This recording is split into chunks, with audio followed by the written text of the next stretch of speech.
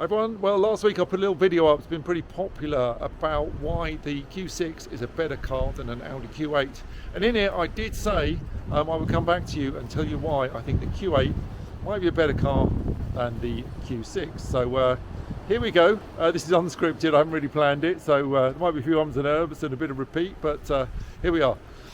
Right, first up, the Q8. Well, Audi, their more premium cars have bigger numbers on it. 8 is of course bigger than 6, and it is a bigger car. So you would expect Audi to have put better materials in, a bit more refinement into it, and that I think is true. The materials inside just seem that little bit nicer on the Q8. In terms of the ride comfort, the refinement, it is vastly superior to the Q6. The air suspension, which is standard across the Q8 range, is terrific. The old e-tron is a little bit softer still. I think they make the most comfortable cars, and that comfort isn't just the refinement for the way it drives, it's also the noise levels. Far less tyre noise. The e-tron 55 is almost silent on the motorway. This thing, you get a little bit of tyre roar off it, same round town as well. This thing, you feel the potholes. The Q8, you're not really aware of them in the same way, and certainly the old e-tron 55 smoother still. That would just float over the bump. So ride quality is much better in the old car. On top of that, with air suspension as standard, if you want to go off-road, you can raise up the suspension. If you want to go really off-road, you can raise it right up. If you want a lower car, more sporty ride, drop it down into dynamic, the whole car gets lower. If you're on an open fast road, say on the motorway, and you've got it in a comfortable high setting, the car automatically lowers itself down to give you a more aerodynamic car, because the less of the air gap, less wind going under the car, the more efficient it will be. Not that efficiency really matters if you're driving an old e-tron 55 or a Q8. And it's £7 to charge it on Octopus Intelligent. Who cares about the efficiency anyway?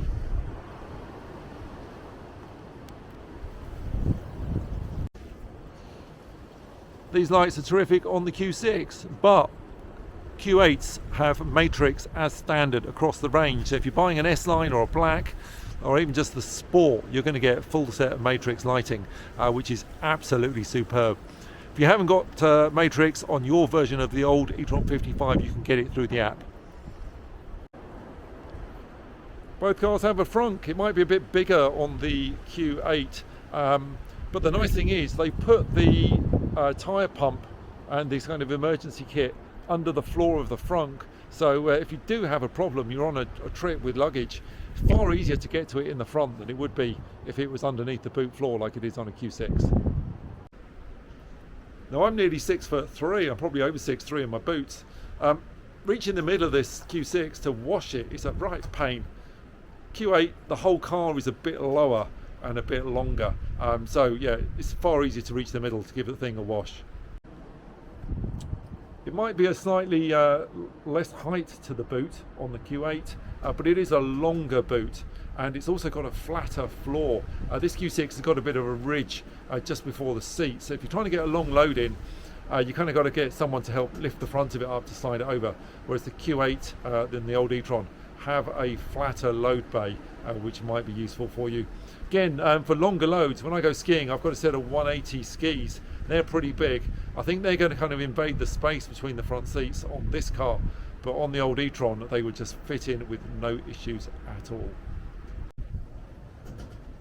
Rear legroom on the old e-tron 55 is better. Same with the Q8, as it's the same car, and you get slightly nicer materials in the back. These plastics back here in the Q6 aren't very nice, but the interior on the Q8 just feels a little bit more premium. But be aware, they don't all have climate control in the rear or heated rear seats. You've got to go up the range to the Vorsprungs or the launch models to find that function. But this just feels a bit plastic in the Q6. There's nothing really plasticky at all about the Q8. The navigation and the software on the Q8 just seemed to function really well, and the predicted range was absolutely spot on as long as you stuck to the speed limits. So you pop a destination in and it would know your predicted speeds, it would know your predicted efficiency, and the guessometer, the remaining range, a bit like that down there. On the Q8 was absolutely bang on. As you can see here in the Q6, that looks pretty good at the moment, but I know that when I get down low, for a start, 45 miles to run, it's going to go into efficiency plus and turn off the air conditioning. I have to override that setting. You don't get any of that rubbish with the old car. It would be pretty good until you got down to about 17 miles to go, and then it would start to cut the power. But that range thing, the guessometer on this, as I get really low, the miles left and the battery percentage left just don't seem to tie up very well. So I'm a bit kind of anxious about getting very low on this. Do I believe the mileage if it says it's got 20 miles to go, or do I believe the percentage if it's got 15% left? 15% should get me a lot further. So, you know, going very low on the miles on this, I'm a little bit nervous about that right now. But on the old car, I could take it down to 2 or 3 miles to go. In fact, I've taken it lower than that, and it is absolutely spot on with every journey. Now, this sat-nav screen is lovely on the Q6, but you can't put the sat-nav down here. The best you can get is a little Apple map down this side if you're using CarPlay. But it's really nice to have the sat-nav in front of you. I think that just works better. So unfortunately you can't do that on a Q6. You've got to get a Q8 or the old e-tron for that function.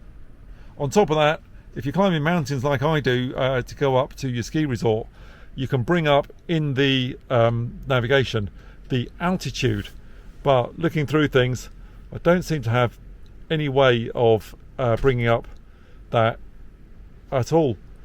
Also, alternative routes, you just tap on the side on the old car and it will show the routes in different colours.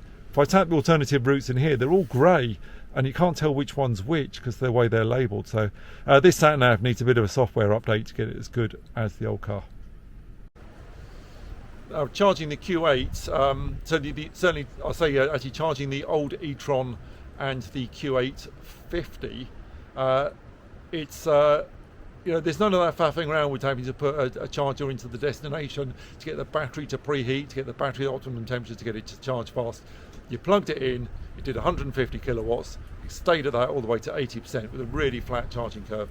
If I want to get the best charging out of this, and it will charge faster, I have to find not just a 150 kilowatt charger, I've got to go find a 300 or 350 that runs at 800 volts, and that will give me the best charging speed. Otherwise this thing will just charge at 135. Now it'll add about the same miles per minute, about 6 miles a minute, but you know, I've had to have preheated the car just to get that optimum charging. Old car would just consistently hold that charge rate all the way up to 80%, so you didn't matter if you stopped at 50% or you stopped down at 10% battery charge. Just plug in, it did the same thing, really consistent, really easy on a long trip, give you absolute flexibility over where you wanted to charge up. On top of that, I've got the keyless entry on the Q6, that's standard. It was an option with the comfort and sound pack on the e-tron 55. Can't remember with the Q8 Sport I had, I think that one didn't have it as standard. But if you've got keyless entry, instead of having to unlock the car to open the carport, because you had keyless entry, the charge port could be opened without having the car unlocked first. Just stood by the car, pressed the button next to the charge port and it would open. Also moved a lot quicker than this thing as well. And finally, last reason why you might prefer the e-tron or the Q8 over the Q6 is the noise. This thing kind of roars like a car. It doesn't sound like an electric car, it doesn't sound futuristic in any way, it just sounds like a car. And the noise is quite invasive and it comes through into the cabin. Now in the old e-tron, it just sounded a bit like a spaceship. It's kind of recognisable as a car, but like a car from the future. Thought it made a very, very cool sound indeed. I believe Hans Zimmer was responsible for creating some of the sound of the old e-tron. You know, you drop the windows driving around in a multi-storey car park, it did make the coolest sound. This thing doesn't do that. And in reverse, the old e-tron would just make the sound a bit bigger and a bit louder. And it was just like the best thing ever. It was like an angry spaceship. And people would tell me that they really liked the sound that my car made and how interesting it was. So yeah, final reason. Anyway, feel free to disagree, stick your comments in the comments, and yeah, let's have some fun with this.